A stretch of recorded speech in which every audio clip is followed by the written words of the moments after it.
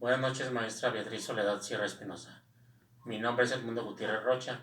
Soy alumno de la Universidad Virtual del Estado de Guanajuato de la licenciatura en Derecho, con número de cuenta 14004962.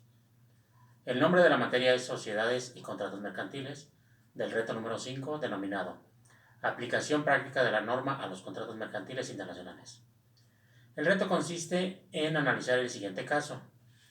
El siguiente caso es: el Hospital Caminemos Juntos, ubicado en España, celebró un contrato con el laboratorio Collins and Phillips, ubicado en Nueva Zelanda. El objeto del contrato fue la adquisición de una caja de material de uso quirúrgico, 10 camas de hospitales, 5 máquinas de oxígeno y una caja de apósitos y banditas adhesivas que el laboratorio entregaría al hospital. Las negociaciones se hicieron mediante el intercambio de correos electrónicos. El precio pactado de la mercancía fue por la cantidad de 2 millones de pesos y culminó con la firma electrónica del contrato el día 30 de enero del 2020. Se estableció como tiempo máximo de entrega de la mercancía 3 meses, que no se cumplió. En el mes de junio del 2020 se entregó la mercancía. Al llegar la mercancía, el personal del hospital revisa la entrega y hace las siguientes anotaciones. Se recibió una caja de material de uso quirúrgico, una caja de batelenguas y aplicadores, 4 máquinas de oxígeno y el embalaje de 3 de las 10 camas de hospital estaban defectuosos. Son 7 preguntas, 8 en total que vamos a contestar. Una de ellas es: ¿qué tipo de contrato mercantil celebraron las partes? Bueno, es un contrato de compraventa internacional.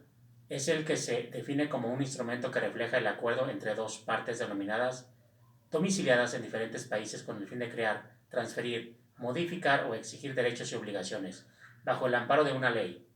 Este tipo de contrato está amparado por el Contrato de Compraventa Internacional, que se señala en el artículo primero de la Convención Interamericana sobre Derechos Aplicables a los Contratos Internacionales, y los artículos 3 y 7 de la Convención de las Naciones sobre los Contratos de Compraventa Internacional de Mercaderías. La segunda pregunta es: ¿el contrato se puede considerar de carácter internacional? Sí. ¿Por qué? Bueno, ¿por qué? Porque ambas partes residen en estados diferentes. Además, las negociaciones se celebraron en países diferentes y, como se señala en el artículo primero de la Convención Interamericana sobre Derechos aplicable a los contratos internacionales, es un acuerdo de voluntades que tiene la finalidad de crear, transferir, modificar o exigir derechos y obligaciones bajo el amparo de una ley. La tercera pregunta es: ¿qué tipo de contrato internacional celebrado por medios electrónicos identificaste? Bueno, identifiqué en este caso que se celebró un contrato electrónico internacional en la modalidad de vía por correo electrónico, como se señala en el artículo 2 de la ley del modelo de la Comisión de las Naciones Unidas para el Derecho Mercantil Internacional del Comercio Electrónico. Este artículo indica que los contratos electrónicos son acuerdos de voluntades celebrados a través de medios electrónicos por los cuales las partes establecen de forma volativa obligaciones exigibles, y que el contrato electrónico es el contrato tradicional celebrado a través de medios electrónicos. La siguiente pregunta es la 4. ¿Qué obligaciones corresponden a cada parte por la suscripción del contrato? Bueno, en este caso, las obligaciones que corresponden a cada parte están señaladas en los artículos del 30 al 52 de la Convención de las Naciones Unidas sobre los contratos de compraventa internacional de mercaderías, que indican que las obligaciones de entregar el objeto a la mercancía conforme al contrato de compra-venta internacional, ya que este instrumento es el acto jurídico por el cual más de dos personas de distintos países celebran transacciones sobre mercaderías a cambio de un precio determinado, donde una de las partes resulta vendedor y el otro comprador. El contrato puede convenirse por la forma que las partes establezcan. La pregunta número 5 es: las partes no señalaron legislación alguna, entonces, ¿cuál debe de aplicarse?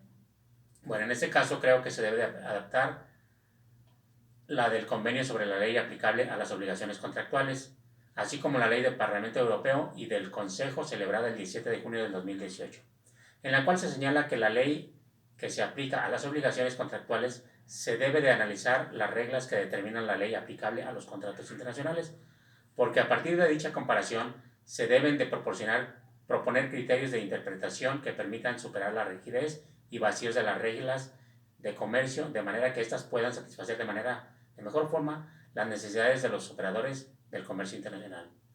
La sexta pregunta es: considerando que la recepción de la mercancía no fue acorde a lo que se celebró en el contrato, ¿Qué opinas? ¿Qué opciones crees que tenga el hospital frente al contrato? Bueno, creo que se debe de resarcir el daño que se realizó al hospital Caminemos Juntos, completando la mercancía faltante. Esto con la finalidad de evitar rescindir el contrato por incumplimiento de cláusulas, así como el pago de indemnización por lo antes señalado. En la pregunta 7 es, ¿qué crees que procede a la cancelación del contrato? Bueno, la respuesta es sí.